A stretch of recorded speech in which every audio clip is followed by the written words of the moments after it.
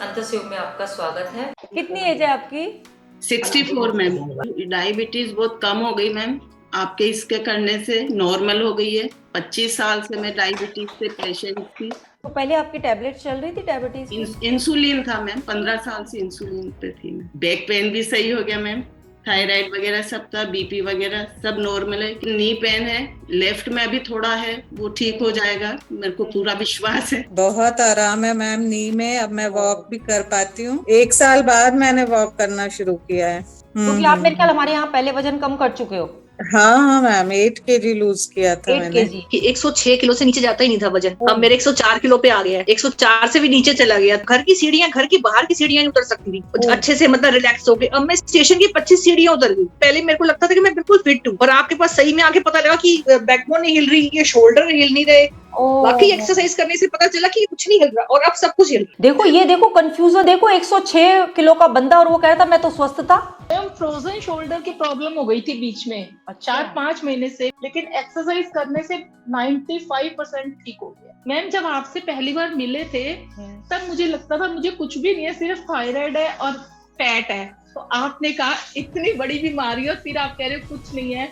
लेकिन जैसे जैसे मैंने बाकी लोगों से सुना कि हमें ये है, तो मुझे भी लगा सारी बॉडी में गिल्टियां हैं, गांठें पड़ी हुई हैं। अब वो मेल्ट होनी शुरू हो गई है, श्रिंक होनी शुरू हो गई हैं, वो धीरे धीरे खत्म हो जाएंगी बिल्कुल।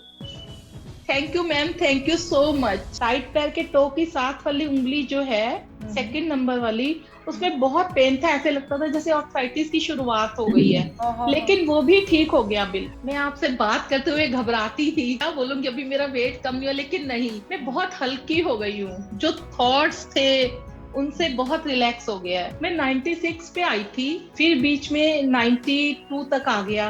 यही तो हमारे पास सबसे ज्यादा शिकायतें आ रही है 50+ में, कि पैर का अंगूठा और उंगली तो ऐसी हो रही है बिल्कुल। तू ना मिला तो सच कहती हूँ मैं प्यासी रह जाऊंगी। ये प्यास परमात्मा का अंतिम वरदान है। बात थोड़ी गहरी है, समझ में नहीं आएगी। अंतिम वरदान है उसके पास, उसने बहुत दे दिया, पद प्रतिष्ठा, पैसा, सम्मान, संपत्ति, संबंध, लेकिन जो हमें शाश्वत सुख की तलाश थी, जो हमारा एक्चुअल ट्रू नेचर है, सत्य चित्त आनंद, सत्य माने सनातन, चित्त माने कॉन्शियसनेस, होश, आनंदित रहने का होश तो हमें आया ही नहीं। लेकिन जब अपने आप को जानने की प्यास लगती है, तो मैंने बताया था ये प्यास दिन ब दिन बढ़ती है। मुझे ऐसा नहीं कि आज तो मेडिटेशन अच्छी लग रही है, कल मेरे पास करोड़ रुपए आ गया तो मैं कहूँगी नहीं मुझे मेडिटेशन नहीं करनी, तो समझो अभी प्यास ही नहीं लगी है। दुनिया आए जाए, मरते दम तक, अंतिम सांस तक आपकी योग और मेडिटेशन नहीं छूटेगी। आप ये हो सकता है कि 50 साल में किसी और तरीके से कर रहे हैं, 60 साल में कुछ, 70 साल में आप सूक्ष्म व्यायामी पे आ गए।